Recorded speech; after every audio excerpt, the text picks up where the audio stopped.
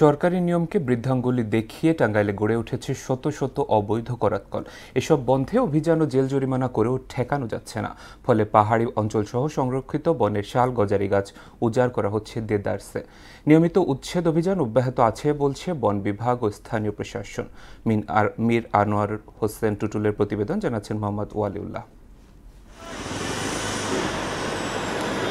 বন বিভাগ সূত্রে টাঙ্গাইলে ২০২৩ সালে বৈধ করাতকলের সংখ্যা ১৬৩টি হলেও অবৈধ ৪৭০টি। এছাড়াও জেলার মির্জাপুর, সখীপুর, ঘাটাইলের বিভিন্ন এলাকায় বনের ভেতরে অবৈধ শত শত করাতকল গড়ে তুলেছে অসাধু কাঠ ব্যবসায়ীরা। এসব করাতকলে রাখা হয়েছে বিভিন্ন প্রজাতির সারি সারি বনের গাছ, যেগুলো প্রকাশ্যেই চিরাই করে বিক্রিও করা হচ্ছে। বৈধ করাতকল মালিকদের অভিযোগ, কাগজপত্র ঠিক রেখেই তারা ব্যবসা করছেন, তবে বন কর্মকর্তাদেরকেও ম্যানেজ করতে হয়। বাইরে যেগুলো সামিল আছে সবগুলোই লাইসেন্স ছাড়া। তোমাদের এখানে অবৈধ কাঠ বেচা কেনা হয়, বিক্রি হয়, কাগজপত্র সবগুলোই ঠিকঠাক আছে। তো আমরা বছর বছর নবায়ন করতেছি, ডিপো লাইসেন্স আছে, বৈধ ব্যবসার সাথেই আমরা জড়িত। মাসহারা তো অবশ্যই দেওয়া লাগে মনে হয়, তা মাসহারা ছাড়া তো এগুলো চালানো সম্ভব হয় না। রেকর্ড জায়গায় মিল, তারপরে করা লাইসেন্স, সবকিছু সংগ্রহকে সবসময় চাই যে অবৈধ মিলগুলো বন্ধ হোক।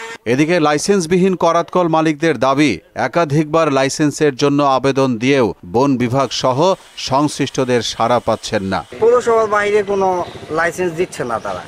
আমরা বৈধভাবে ব্যবসা করার জন্য ইচ্ছা প্রকাশ করতেছি, কিন্তু তারা কোনোভাবেই আমাদের লাইসেন্স দিবে না। আবেদন করছি, কিন্তু আমাদের লাইসেন্স দেওয়া হয় না।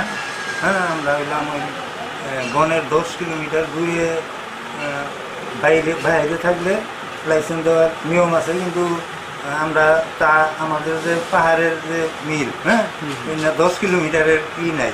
অবৈধ করাতকল বন্ধে নিয়মিত উচ্ছেদ অভিযান অব্যাহত রেখেছেন। যারা আবেদন করেছেন তা যাচাই বাছাই করা হবে বলে জানালেন উপজেলা নির্বাহী কর্মকর্তা। অবৈধ যত করাতকল আছে সেগুলোর বিরুদ্ধে আমরা নিয়মিত অভিযান পরিচালনা করে থাকি।